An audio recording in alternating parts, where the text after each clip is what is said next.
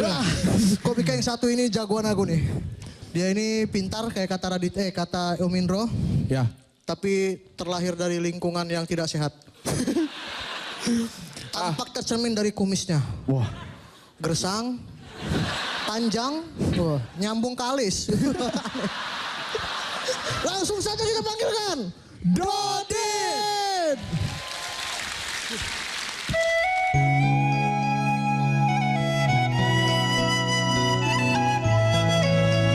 Ketika melihat alam seperti ini, aku ingat film Titanic.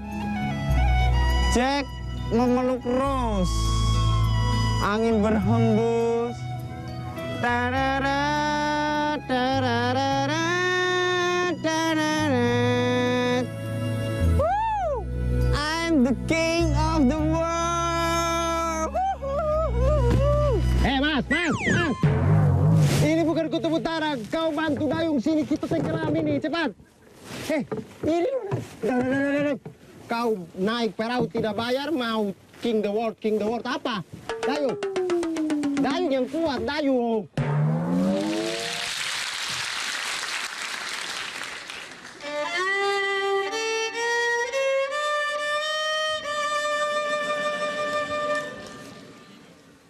Idris Sardi, engkau hanya satu dan satu-satunya.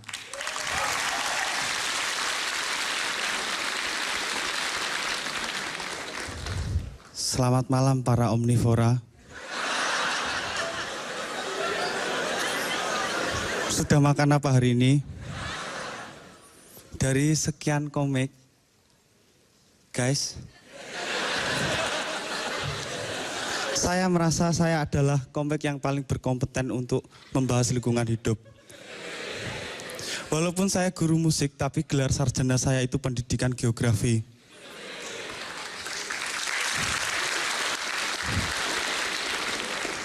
Saya lulus dengan predikat sangat memuaskan, 14 semester.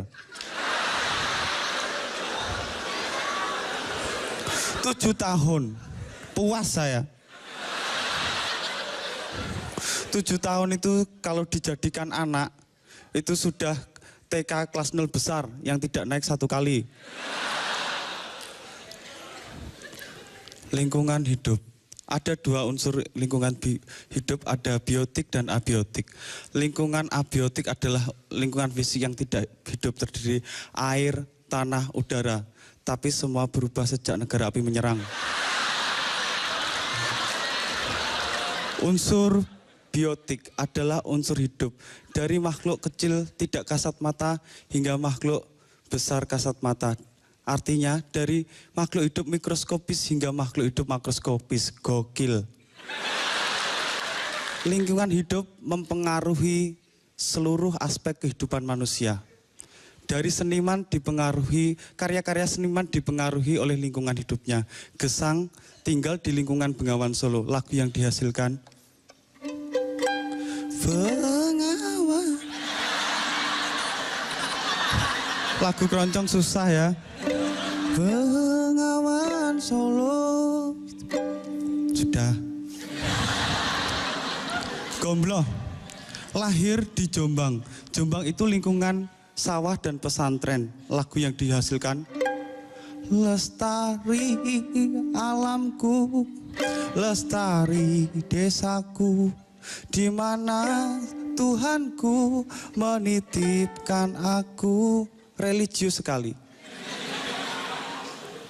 Tapi yang jadi pertanyaan adalah pencipta lagu ini lahir di mana dan ada di lingkungan apa? Cinta satu malam, betapa indahnya cinta satu malam, buatku melayang.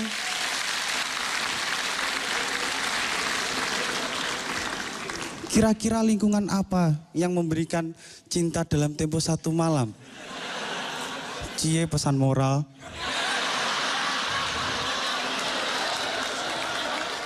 Hifsi Hoir. Saya itu tidak punya keresahan sama Hifsi, nanti saya dikira antagonis. Saya itu cocok loh sama Hifsi. Kami itu punya banyak kesamaan, sama-sama bau. Terus terang kakinya Hifsi itu bau. Tapi kaki saya lebih bau. Hifsi itu kami sekamar, dia itu pintar menyembunyikan bau sepatu. Caranya sepatunya Hifsi itu dimasukkan sepatu saya. Saking baunya, kalau sepatu kami itu ditaruh di luar, itu orang buang sampah di situ. Saya itu sering diejek, Hifsi saya itu jarang mandi. Memang, saya kan orang Jawa yang memegang erat budaya Eropa, Hif. Mandi 2 kali sehari kampungan.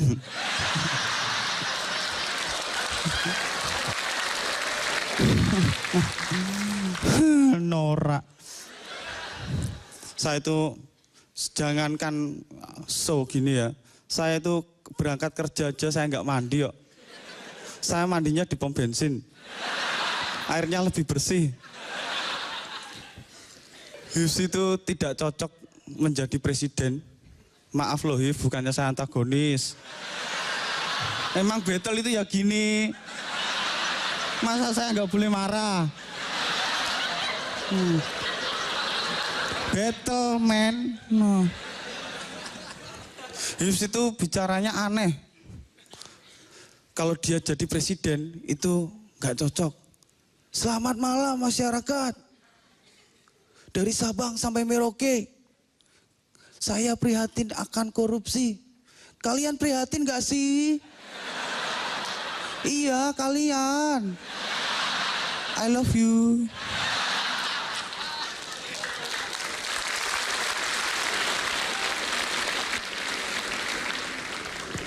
Hifsi itu ngatain saya ngondek. Padahal saya kan Hifsi itu, saya itu lebih tua dari Hifsi. Saya masuk kuliah, Hifsi masih kelas 2 SMP. Hahaha. Tapi dia itu nggak ada itu hormat-hormatnya sama saya sama sekali.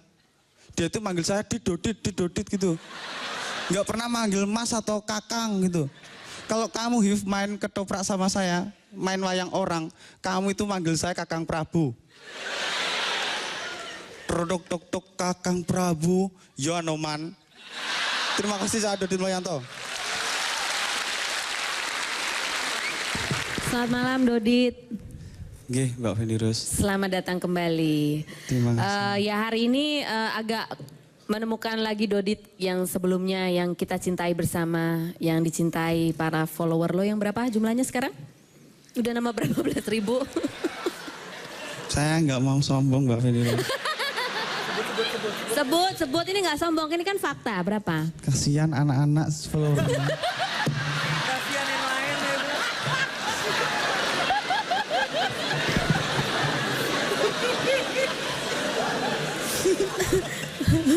Kemarin, terakhir kan kemarin 38 berapa K? Kalau hari ini berapa? Sekarang 60K.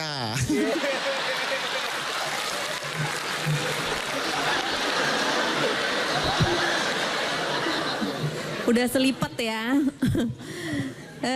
Ya kalau dari sisi materi gue lebih suka hari ini karena ada isinya gitu ya. Ada pesan pesan moral ya kan. Cuman nggak tahu gesturmu masih belum kembali seperti sedia kala. Gitu aja Dodit. Oke, thank you. Terima kasih Mbak Venirus. Dit. Ya Pak D. Ya. Biasanya selalu kamu pelan stepnya. Tetapi ditunggu betul. Tapi sekarang kamu bisa membuktikan bahwa kamu ngomong cepat. Walaupun memang belibet. Ya memang rada belibet. Secara garis besar nggak ada apa-apa. Tapi kalau kamu terus kemudian mau berubah dengan speed yang cepat. Kamu harus benar-benar latihan. Kelenturan lidahmu. Kompor gas, Dit. Terima kasih Pak D. Itu dia Dodit. Gila. Yang Tyson sukain.